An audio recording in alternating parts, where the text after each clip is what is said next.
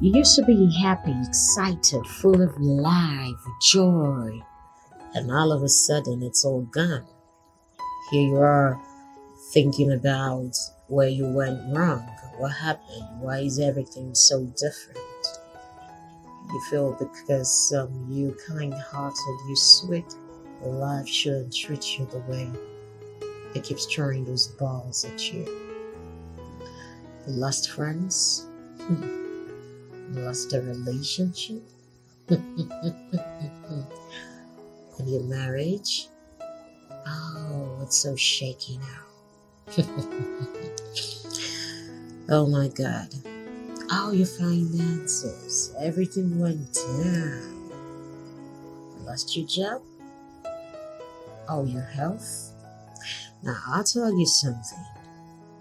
First of all, the only thing in all of this that I have mentioned that I haven't lost is a marriage. Trust me. But I know how it feels to have your job and losing it. I know how it feels when you don't have money. You don't have enough to even want to be kind to people and give them. I know what it's like to stay 3 days munching bread. I know how it's like to be sick. You don't have enough to visit a hospital and get drugs. I know how it feels like to have your friends desert you. When you pick up your phone and you just want to find out, is the network okay? Is my phone okay? Is there a problem? Why is nobody calling me? Why is nobody checking up on me? I know how that feels like too. I know, and I know.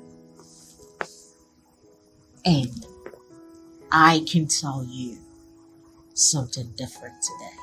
That story, your story, can change. All it takes for your story to change is a little bit of hope. Yeah, a little bit of hope. That's all it takes for your story to change. All it takes for everything to get you back to normal, get you back on track is that hope that, look, I might have gone down. This might have been my darker moment, but there's a light at the end of that tunnel. You see that light, that little hope, that strength that you can believe in yourself again. I would have told you you're so ugly, you're too big, your body is dazed, you can't really make it in this industry or make it in that industry. Listen, they're all nonsense. All nonsense. I'm here to let you know that there is that hope, and that hope alone can change everything, change your story. That strength you need to believe in yourself. You have it right now. But you need that strength to believe in yourself. That strength to, say, whatever it is, I will make this mistake, I will learn from it, and I will do the same thing again. This time around better. The lessons of failure. Yeah, lessons of failure. So, we're here to give you the shoulder to lean on. Myself and my lovely team give you a shoulder to lean on. We want to be that listening ear. Talk to us. Tell us what's bugging you, what's going on right now. A platform where you can speak out. I miss radio so much because radio gave I'm passionate about people. I love people, especially women, and radio gave my people, gave my tribe. When I say tribe, I mean womanhood, women. It gave them an opportunity to reach out and talk and speak their mind. I have heard the most ridiculous things while on radio, things I can't fathom, but it's true. That's someone's life. That's someone's story. I know days I am done with Love Thursday, especially on Thursdays when I do Love Thursdays. I'm done with Love Thursdays, and I swear to you, I go back home depressed. Like, I'm so depressed. I'm like, oh my God, I just feel some virtue has left me. I just feel there's something inside me that's gone. It's sapped. And I tell you, just listening to someone alone is more than enough therapy. Just listening to someone rant or someone confess or tell you what they're going through. Don't interrupt. You're just listening. That means so much. And you, as a listener, without saying anything, I tell you, if you're not careful, if you don't have to refuel yourself again, you'll be drained at some time. You'll be facing depression. True life story. I faced it. I get back home after the show. I'm so depressed. And sometimes I just told myself one day, I'm like, no, you can't be giving out so much information and not put so much inside here. And that's where my love for reading came, because I needed materials. I need to read. I need to watch videos. I need to watch shows, listen to all the shows, listen to some powerful speakers talk, and listen to podcasts and all of that. I needed information. I needed some information to be deposited here. I needed something to fill up my emotional bank. And when this is good, when I give out, I get a refill. And that's so beautiful.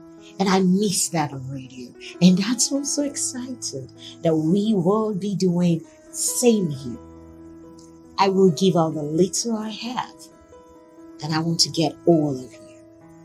Tell me, I have missed so much just within the kind of society and the kind of community. But I will love to hear from other people already in Nigeria, other people in Africa, the whole world. I want to hear somebody say something. Whatever it is, just trust me enough to want to talk to me, okay? So, what we're doing on the podcast will be addressing as a second chance and giving you that little hope. And I would say to you, thank you for tuning in, and you are welcome to Restitution with Yasmin. Restitution means the act of giving back to a person something that has been taken, something that has been snatched, something that has been stolen. That's it. A state of return. That's what restitution means. Return, having all you have lost, having them back. That's what restitution means. It means that peace you have lost, that's reputation, that integrity, that self-esteem that you have lost because of a failed relationship, because of a failed career, what it is, whatever, there is always a place of return. So we're here to build that friendship, build that, I'm so used to saying sisterhood, I almost said sisterhood, but no sisterhood. But that's that friendship, build that connection between us where we can do all of this together. So restitution is a place where everything gets returned, and you're welcome to join me on this beautiful ride. And I'm happy, as I said earlier on, we're starting on the very first episode, first season, first episode on Valentine's Day. Happy Valentine's Day. So I was like, oh, it's Valentine's Day. What's it about Valentine's? So not until I looked into the mirror and I realized I had a black headgear on, a black top. I'm like, why do I have black all through? It's supposed to be Valentine's. I should be having red. What is really Valentine's color? I kept mixing Valentine's color. Not just me, but I think a lot of people do that. We mix up Valentine's and Christmas color. I remember this crazy thing. I remember driving down the other day and I saw someone in a fully dressed white outfit with one funny red shower. And you know what shower is? Yeah, good. A red shower. And then I was like, oh my gosh, she looks familiar. When I passed, I was like, oh yeah, she looks familiar because she looks like Christmas. Okay, that's why she looks familiar, because hey, she looks like Christmas. So sometimes we mix this thing up and say red, white is Valentine's color, and it goes on like that. But for me, if you ask me what's my Valentine's color, I will tell you that color I feel safe in. Honestly, I don't think there is one color to it. It's a color I feel safe in. And what's that color I feel safe in? Colors where I put them on, or I have them around the house, or have them around me. Then I'm just good. I'm cool. I'm like, you know what? Life is beautiful. For me, my colors are black, gold. I love white, but I don't get a whole love thing with white, or with red per se. No. Maybe another shade of your typical red will go for me, but I'm a black and gold. Yeah, I'm a black and gold kind of woman for Valentine's. Have your black dress on, put on your gold color shoes and your gold accessories, and just look gold. Look beautiful. But hey, it's the color you're comfortable in. If you're comfortable in gray, so be it. So be it. Who says red has to be Valentine's color? Who says it has to be gold? Who says it has to be black? You can't say what color you want your Valentine's to be. You want Valentine's to be purple? So be it. Royalty. Perfect. You want Valentine's to be pink? Oh my God. That's so cool. So you make Valentine's what you want Valentine's to be. Now, if you get what that means, it's self-love. Valentine's, it's of course a whole celebration of love and all that. I think you need to first of all be comfortable in your skin and love yourself before that's so true. Now that's one of the problems we have. We want to give people what we don't have. You don't even love yourself enough. You want to love somebody. You want somebody to love you. Crazy, right? Yeah. So I don't like this step. I don't like this step, but I want you to like the tab. But I don't like the tab. Like how selfish can we be? So you want that love. You want to be treated as a queen. You want to be treated so good, so beautiful. You want to be respected. Honey, you have to start treating yourself as such. Treat yourself like the queen that you are. Give yourself a treat this Valentine's. Whether you're in a relationship or not, it doesn't matter. Now, let me talk to someone who's not in a relationship. Now, you're in your mid-30s or you're in your late 30s, but you're in your 30s, just like I am. And then Valentine's, you're expecting breakfast in bed. You're expecting that box of chocolate, flowers, and ice cream. And later dinner, Chinese or Indian restaurant, have something really nice and a glass of wine. You just feel cool, candlelight dinner kind of thing. And listen, you can always have such kind of dinner. You can always have a candlelight dinner. You can always have that glass of champagne. You can always have that bottle of wine. You can always have breakfast in bed. Trust me, you can. Trust me, you can do all of that. You don't need anybody to make you feel good. You don't need anybody to validate how beautiful you are. You don't need anyone to validate how awesome you are. Come on. Just walk straight to the mirror. Look at yourself. Oh my God. Look at yourself. Look at yourself and see. Don't see those acne on your face. Don't see those acne on your face. Don't see the acne. Don't see the no makeup phase or things like that. No, I don't want you to see that. I want you to see someone who's gone through so much. I want you to see someone who's standing after being under fire. I want you to see a woman standing after all of those scars. A woman standing so strong with everything life has thrown at her. I want you to see a man who has seen it all, who's actually gone to hell and written, and he's still standing. That's self-love. That's self-love. That's what self-love is about. That's a person you should be seeing in that mirror. And if you see that person in that mirror, then that person deserves a treat. There's Valentine's. That person deserves the candlelight dinner.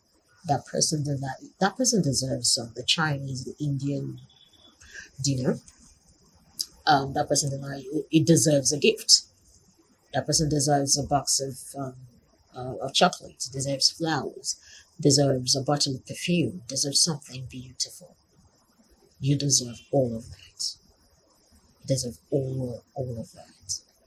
It's worrisome for me because I have a couple of friends older than me within my same age, and they go like, "Oh, it's Valentine's, so what we doing? It's Valentine's, and we're in a relationship. It's Valentine's this." I'm like, Valentine's can be very every day. Every day can be Valentine. I don't know why you're paying so much attention to February 15th. Come on. And it's so hard to tell a woman who had spent about 32 to 33 years believing Valentine's. It has to be a man, woman, or two lovers kind of thing. It's hard telling that person to, like, just dump that thought somewhere, just to think about it, dump that thought somewhere and have fun. Take yourself out, go to the movies, have dinner, have fun, dress well, buy something nice for yourself. Come on, just give yourself a treat. It's hard trying to make the person understand that it is okay.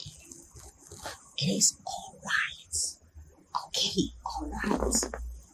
It is okay. It is all right to do this all by yourself. And it's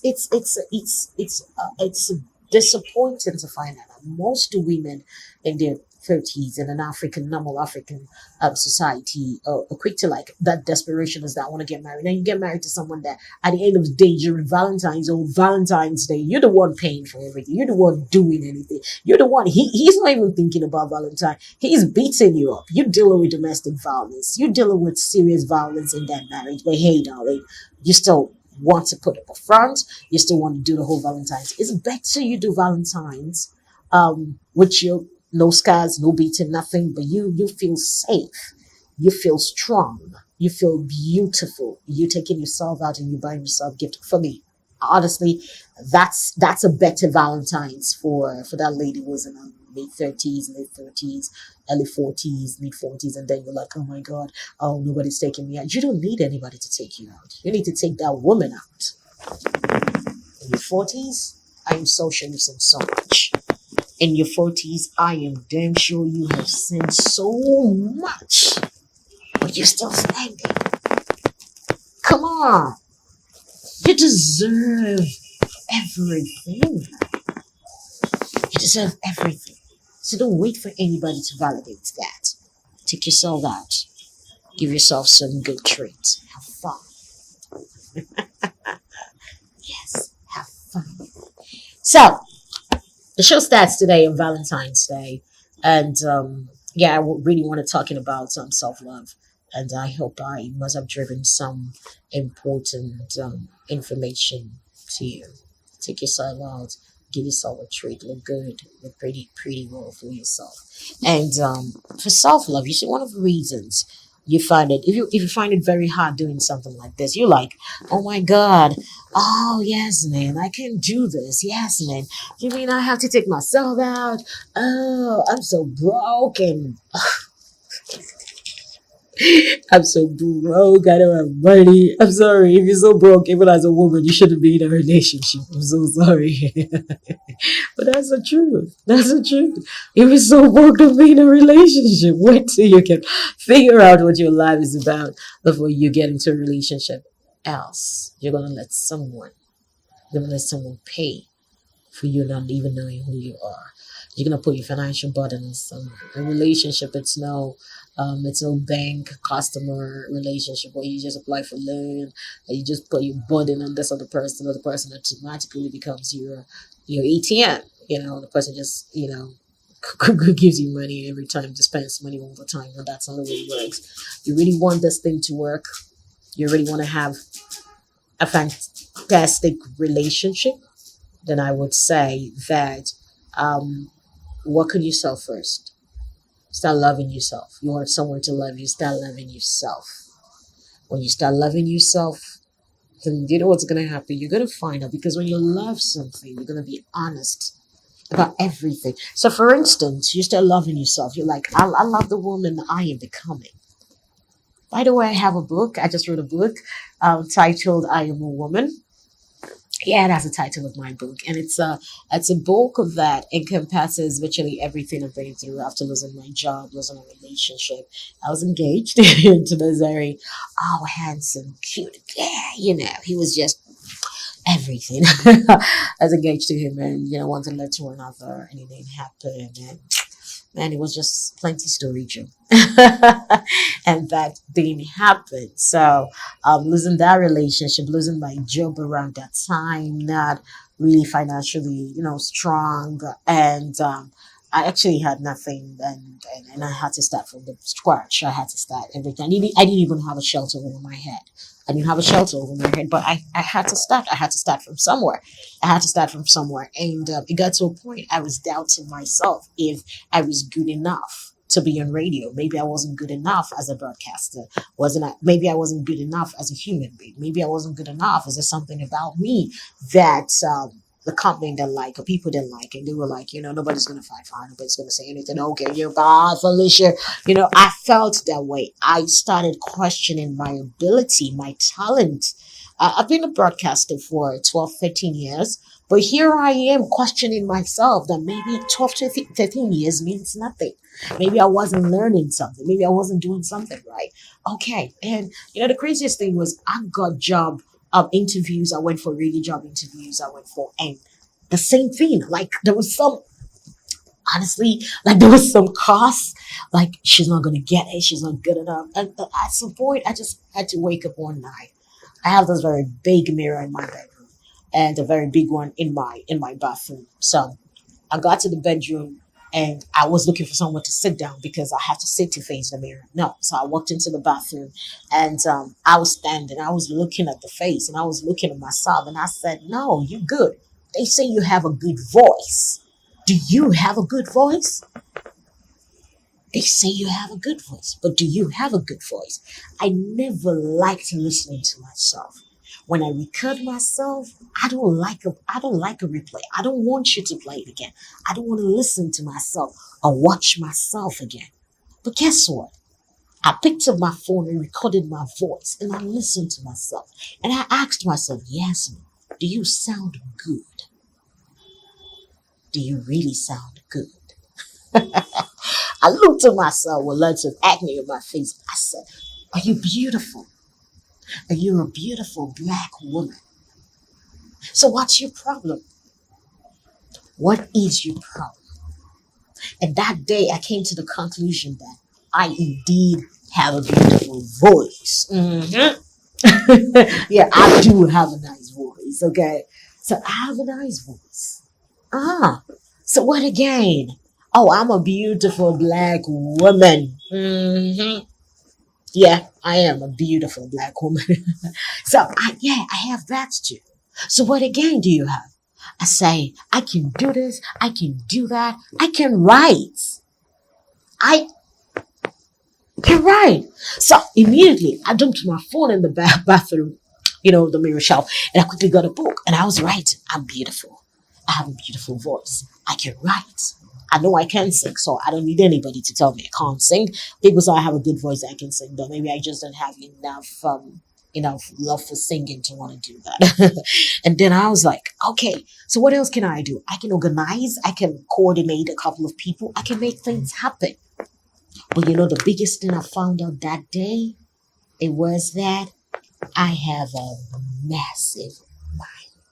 Oh my God, I have a massive mind. Massive mind, meaning I have the most creative mind ever. I have the most creative mind ever. Like I can picture things. And when I got that, I was like, yeah, I remember growing up. Sometimes I just create stories in my head from little novels I read, all those medical romances I read. I was like, oh, create stories, and then I sleep. I have this funny imagination in my head. And I was like, what? What have you been doing with your life all this while? Why have you been waiting for 12 years for someone to actually tell you that believe in yourself, you're a strong woman, stand on your feet? And that was what I did. I wrote these things down. I called a friend, like a mentor, an older person. He went through it. He was like, Yasmin, you can do much more than this. I'm going to tell you what I see in you. I was like, really? Okay. Bring it on. So he wrote so much about me that I was like, okay, it's true. I can do this. You're right. I can do this. I'm a registered advertising practitioner. So I can actually do adverts. I can do this. I was saying things I could naturally do without stress, without trouble, without too much work. Without too much work. And after that day, when you call me for programs, events, come speak, come host an event, when I get on stage, of course, the normal, little butterflies in your tummy and everything. But when I get on stage, I tell myself, you can do it. You can handle it. So I don't need someone to come tell me, you're doing good. Oh, you're so nice. I just say, you know what? I can do it. And let me do it. Now, how I got to that point was because of the kind of information I had inside here. That takes us to self-worth. If you don't invest in yourself, trust me, you can never know your worth. But when you invest in yourself, you naturally know your worth. You invest so much in yourself, look, I am better off being here. I am better off hanging out with this person. I am better off being talked to like this. I am better off being treated like this. No. So self-worth comes from how much you have invested in yourself. And that takes us to, self-love and self-worth. They're actually siblings. You need to first love yourself, appreciate the skin and how you look and what you have. And then you say, look, I love this thing so much. How do I protect this thing? How do I protect the inner person? How do I protect the call of the spirit? How do I protect the spirit? How do I protect this? How do I enrich it? How do I make it look beautiful? How do I put those things inside? And then you start getting your materials. You start getting lovely books to read. You start, anything readable, read. Anything you could listen to, listen. Anything you could watch, watch. Learn. Courses you could take online, take them. Want to go back to school, go back to school. Think about how to make money, then go back to school. Just invest in yourself, because when you do, now, nobody is going to come underrate you or buy you short or downplay your struggle or downplay your story, and you will sit back and listen. No. Because you tell the person, you know what, I am better off than sitting here and listening to it. Like, I'm better off than being here and being talked to like this. I am better off than staying here and being rubbished like this. So I am better off because I know my worth. So when you know your worth, you begin better. Oh yes, you begin better. You begin better. So even in marriage, at your workplace, your relationship, you're battling with your faith and all of that. If you don't know your place, as far as your faith is concerned, you don't know whose DNA passes through you. There's some scriptural things you do not understand. Then it is so hard for you to take your place. It is so hard for you to take dominion. So not until you understand that, and to understand that, you need some investment in you. And to get this investment, to get to that point where you're like, I need to get at least one book every month. And I need to make sure I read this book. Oh my God, I also have a book club. So you can join the YASMIN book club. Follow me on Instagram at YASMIN Obadaki. So when you follow me, you get information about the book club. You can join the book club, and we read at least 2-3 books a month. Depends on, what book we're reading or the genre of book we're reading. So back to the gist of, getting one book at a months.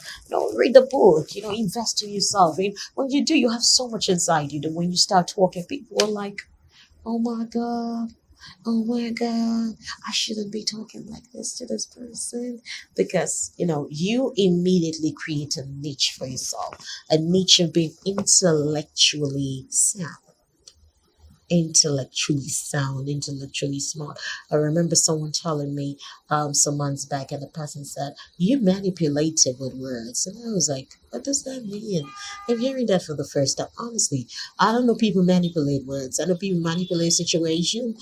They manipulate people's emotions, but I don't know they do that with words. Okay, maybe I'm just dumb like that, but I don't know they do that with words. So I went back, I was like, what's the meaning of manipulation? Why is she saying this? And I understood where it came from. It's not manipulation of words, it's good use of words. Because I read so much, I'm like, okay, I think I know what that means. So somehow I just know how to like, okay, let me say this to you. And when I realize you're angry, I'm like, okay, this person is angry. How do I pass this information without offending this person? So I go back to the drawing board and I say it well to you. So I am not manipulating. I just use the right word when I want to talk to you. Okay. So it's an interesting journey for me. I see life as an interesting journey. I see life as that place where there's so much to learn. There's so much to learn, especially when you're ready to um you're ready for adventures. You're ready to experiment. That's the word. Adventures meaning they bring crazy ideas to you, crazy challenges to you, and then you like, if I do this, what will happen at the end of the day? But let me try. Let me try. You see, some people you date. I remember I used to say I'm a casual dater because I meet you, I like you, and you like me. We can start off date for like a month, two, and then I just realized, nah, I'm not staying. I'm taking to work, and then I just pop, pop, pop, pop, pop, off, pop, pop, pop, pop, pop.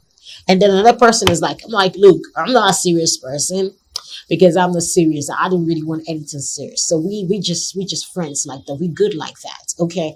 And then we get started, and after some time, like, you know what? Okay, it's time to try something different. But it got to a point I was like, I have gathered so much experience and information about how this man woman relationship thing works. So I think I'm good with that. Now I want something solid. I want something real. I want something. It's not casual dating. It's not about what's between my legs. It's not about the looks. No, it's not about the looks again. It's about how much money does she have? Because might not really have much, but I won't let you intimidate me or bully me because of how much you have into saying yes, I want to spend the rest of my life with you, and then my dream, my purpose, everything dies. No, that's it, not working at all. So two things I really want to hammer on today is self-love and self-worth. Let's work so much on that. And self-love, self-worth, I am directing this message to women in their 30s. You need this. Ladies in their 30s, ladies in their 40s, I am directing this to you. But just like you used to do it then, you have something you want to talk to me about. I am fine. I am good to listen. And that's it.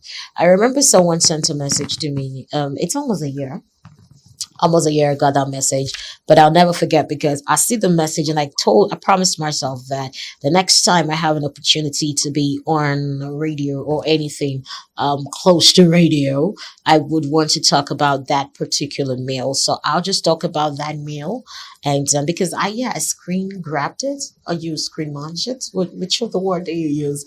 All right, so that was what I did, and I have the message somewhere here.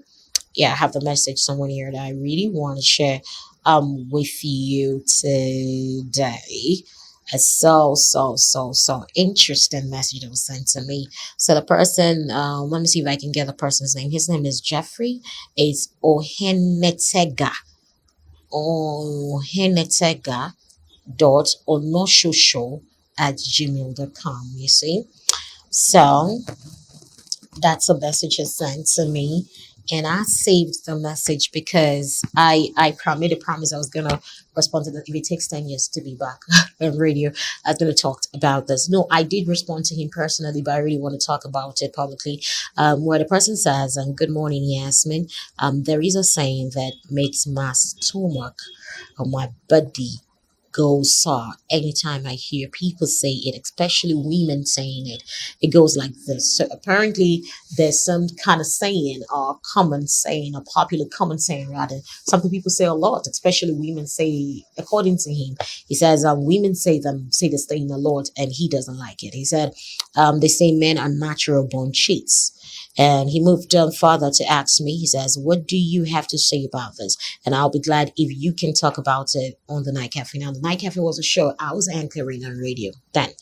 probably on the round table. And now I have a TV show, and my TV show is called the round table. So on the TV show, he was like, we could talk about it, but he didn't even know there would ever be a podcast. But yeah, here's a podcast. So let's quickly talk about it. Men are born, or men are natural born cheaters. I would be lying if I say I have never heard it before.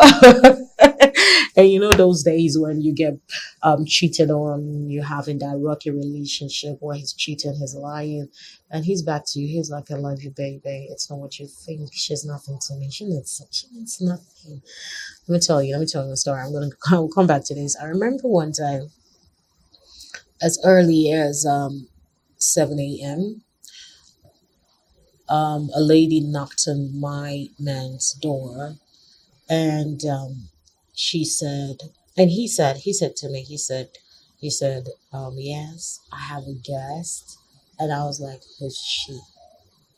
Because, you know, if it's a guy coming in, you know, the way my Nigerian brothers do, if it's a guy coming in, they won't really tell you. They just tell you the guy's name. Hey, Shegun will be here. Hey, Femi's going here. Femi's around. Jude the way it is. Hey, Jude is somewhere, you know.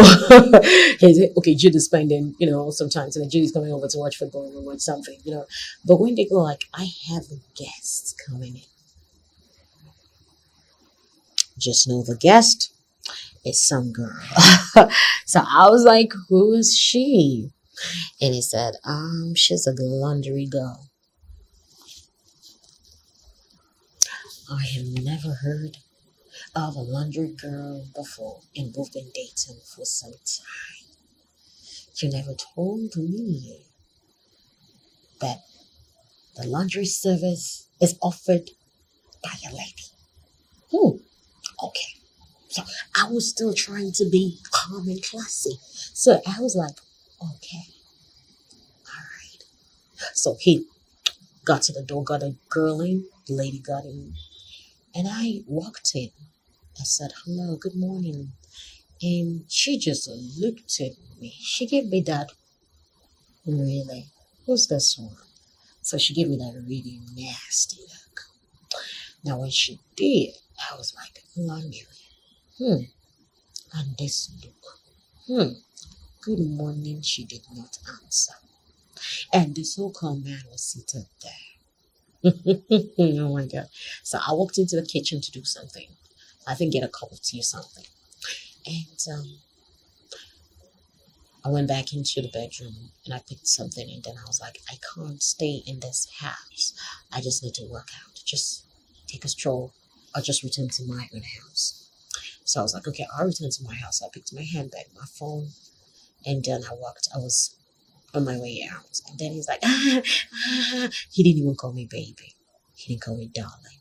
He didn't call me sweetie. He didn't call me any of that. Guess what he called me? Yasmin, I want you to meet, call the lady's name and say, and then looked at the lady and said, Yasmin now, Yasmin, she works with blah, blah, blah, blah, radio station, blah, blah, blah, blah, and stuff like that. And the lady was like, so I said, have a nice day. And I walked out of the house. By the way, I told my friends the stories, and they were like, yes! Why did you leave that house? I wouldn't leave that house. I will stay in it. But I left the house and my heart was perfectly here. I just couldn't breathe. I was like, what just happened? What's going on? What's really happening? And after that, of course, that pain and everything, I was like, oh man, this is such a cheat. They do this, they just sleep around. Like, I've got, really? I've had my shares of a cheat, a liar all together, and then playing with your head. Emotional abusive kind of relationship. I've had my share of it. So I know, I know it. And after that incident, of course, I felt bad immediately. But after then, I'm like, oh man, I'm not like that. Come on, my dad is not like that. And I'm very sure my brothers are not like that either. I'm sure we'll have some good men out there. Abi, good. I know you're good, right? You're a good man, right? Good. So,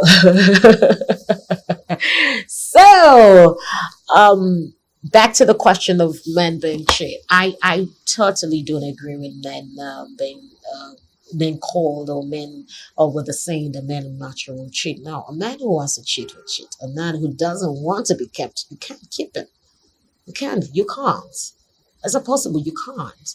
You know, when I ended that relationship, and we're more like friends, and we're still sort of friends till today. Oh no, no, no, no! You're not asking that question. Now someone is like, really? I can see your face. Your face is like, you still friends with him? Yeah, I'm still friends with him. And you know, I'm one of those person who's like, don't be friends with your ex, especially when they hurt you. Don't be friends with your ex. You know, I'm one of such persons. Don't be friends with your ex. But we still talk. We still talk, but it's not. We're not really friends per se, but we just acquaintance. You know, I talk to you, talk to me, you know, that kind of thing.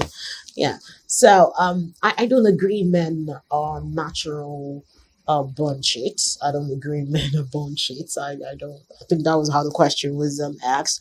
But I think men have the tendency to be attracted to what they see, and when what they see is really flashy, that's it. It takes a man with some a firm self-control, a man with some self-discipline to see something attractive, something really flashy, something that he could always have a bite and just walk away because of the meal he's gonna have at home, or the meal he has somewhere. You know what I'm saying? Yeah, it takes a man with serious self-control, serious self-discipline. So when you don't get that, don't be offended. It's deeper than what you think it is. It is deeper than okay, because this person, no. This person's definition of love and what this person sees relationship to be, it's so different from what this other person sees it to be. So when you're mad because your man cheated on you, and then you're like, oh, men are cheat. No, all men are not cheat. All men are not cheat. It's just unfortunate that you met one who's a cheat. And trust me, there's this crazy ideology I have about relationship. Now, the fact he cheated on you, listen, it's crazy.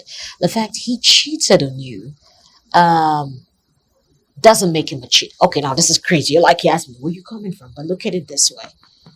You two are just not good together. But I am sure he's going to meet somebody someday. And they're going to have a relationship. And this person will not cheat. They're going to stay together. They will have a fantastic time. And this person will not cheat. You get it? The person will go through the whole, hey, blah, blah, blah. He would see more prettier women.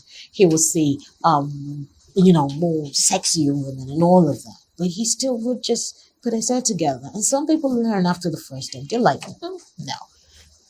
But another thought, something you want to ask might be, are you saying there are no born cheats? Honestly, I don't think there's anybody that's born with any kind of bad behavior. I think we just pick this thing off. A background, experience, previous relationship, whatever. We just pick these things up. You know, you have bad company, you have bad friends, you have people who just tell you, oh, do this, do that, doesn't matter, blah, blah, blah, blah. You just do it, okay?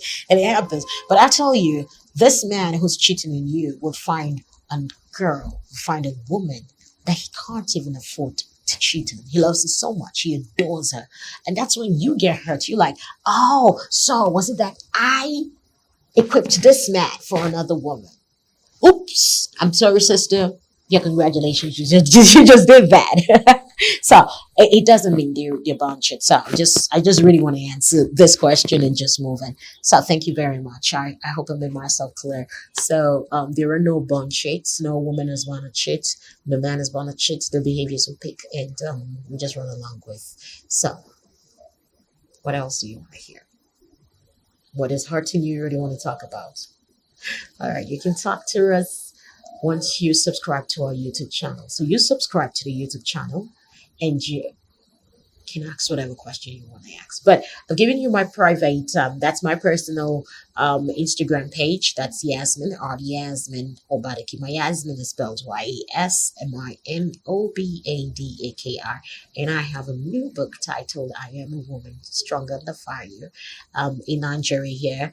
And of course, if you want that book, wherever you are, let me know. And I'll find a way of shipping my book to you. Shipping the book to you. It's a lovely, wonderful book, especially for ladies who have seen some serious things. We're still going through some really difficult times. You should get a copy of that book. And of course, once you hook up with me on Instagram or on Facebook, yeah, still the same name on Facebook. On Twitter, my name is Talk to Yasmin. Talk to Yasmin, yeah. So once we hook up, you can also be part of the book club. We read book. Okay, now the book we're reading in the book club right now is this book by Trevor Noah.